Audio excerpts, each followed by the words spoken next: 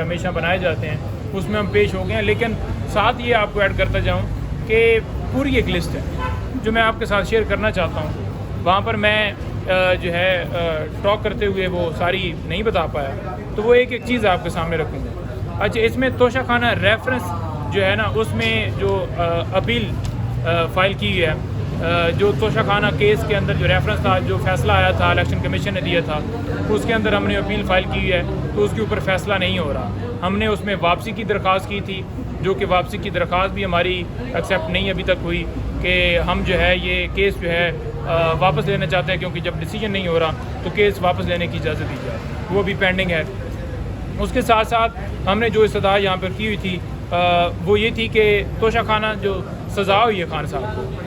جو 3 سال سزا ہوئی ہے، اس میں اپیل پینڈنگ ہے۔ سسپینشن تو ہوگی، ابھی تک وہ جو معاملہ ہے اسلام آباد ہائی کورٹ میں پینڈنگ ہے، تو وہ فکس کیا جائے تاکہ اس کے اوپر ڈیسیجن آ جائے۔ اور آپ سب کو پتہ ہے کہ وہ ایک بوگس آرڈر تھا، ایک غیر قانونی آرڈر تھا، تو ہم چاہتے ہیں کہ وہ کیس ختم ہو۔ یہ جو ڈسکوالیفیکیشن اور ساری چیزیں منسوخ کی جا رہی ہیں اس سزا کے ساتھ، تو یہ ساری چیز جو ہے نا، تبھی ایک طرف جو ہے وہ سارے مائنڈز بھی کلیئر ہوں گے اور ساری چیزیں ختم ہوں گی جب اس کے اوپر فیصلہ آئے گا۔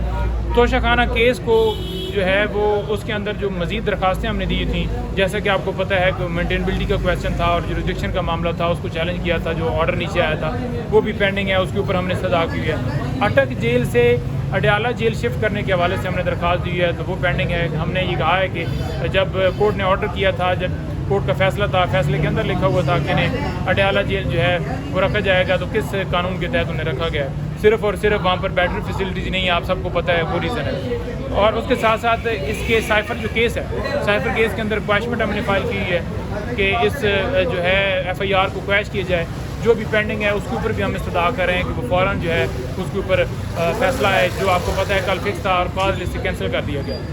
ساتھ ساتھ سائفر کیس کے اندر ضمانت کی درخواست ابھی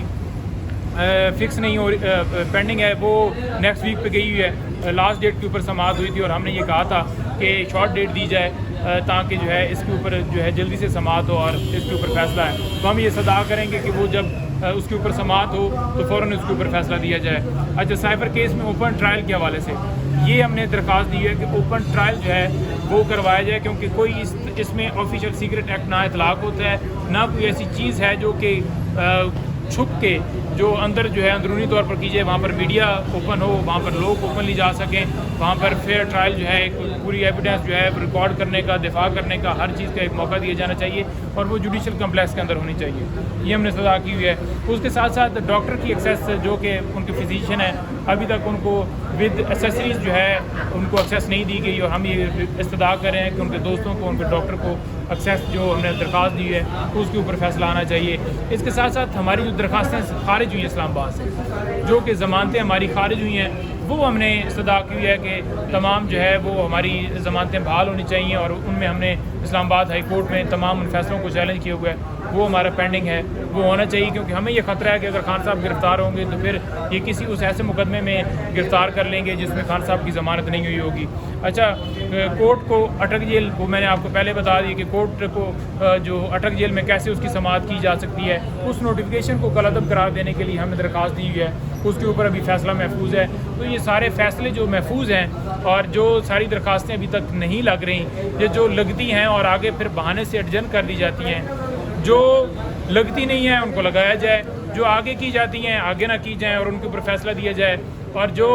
ایک ٹیکٹس کی جاتی ہے لنگر آن کرنے کے لیے کیس کو، بار بار بہانے بنائے جاتے ہیں، یہ بہانے سارے ختم ہونے چاہیے اور خان صاحب کی جو درخواستیں ہیں وہ لگنی چاہیے۔ اور سپریم کورٹ میں بھی جو درخواستیں پینڈنگ ہیں، جو کہ مین درخواستیں ہیں، جس میں الیکشن جو ہے 90 ڈیز کے اندر سویلین کمیونٹی ٹرائل، اس کے حوالے سے درخواست، اور اس کے ساتھ ساتھ جو پریکٹس اینڈ پروسیجر ایکٹ کے حوالے سے یہ جو آپ کو پتہ ہے کہ وہ بل کے حوالے سے جو معاملہ چل رہا ہے، تمام وہاں پر بھی جو ڈیسیجن ہیں فوراً ہونے چاہیے۔ آپ سب کو پتہ ہے کہ 50,000 سے زیادہ اس وقت مقدمات جو ہیں سپریم کورٹ میں پینڈنگ ہیں، تو جب تک یہ پینڈنگ مقدمات جو ہیں ہر شہری کے ختم ہونے چاہیے، اور ختم نہیں ہوں گے تب تک ملک میں وہ جو انصاف جو ہے اس کو ملنے کا، اس کے اندر ڈیلے کا وہ معاملہ ختم نہیں ہوگا. اچھا نعیم صاحب یہ بتائیے گا کہ تقریباً بہت سارے درخواستیں آپ نے گنوائے لیکن ایک اور اپلیکیشن آپ لوگوں نے فائل کی تھی کہ عمران خان صاحب کو اپنے بیٹوں سے بات کرنے کا حق دیا جائے, ٹیلیفونک رابطہ بحال ہو جائے. کیا اس کیس میں کیا آپ نے شک ہوئی ہے اس درخواست کے اوپر؟ دیکھیں وہ درخواست اسلام آباد ہائی کورٹ میں نہیں ہوئی, میں نے اسلام آباد ہائی کورٹ کی بات کی ہے. یہاں پر وہ ہے 28 تاریخ کے لیے فکس ہے, اس میں سپرنٹینڈنٹ صاحب دوبارہ رپورٹ پیش کریں گے. انہوں نے یہ کہا تھا کہ سائبر کیس کے اندر وہ گرفتار ہیں, تو اس وجہ سے جو ہے ہم اس کے اوپر جو ہے وہ ان کو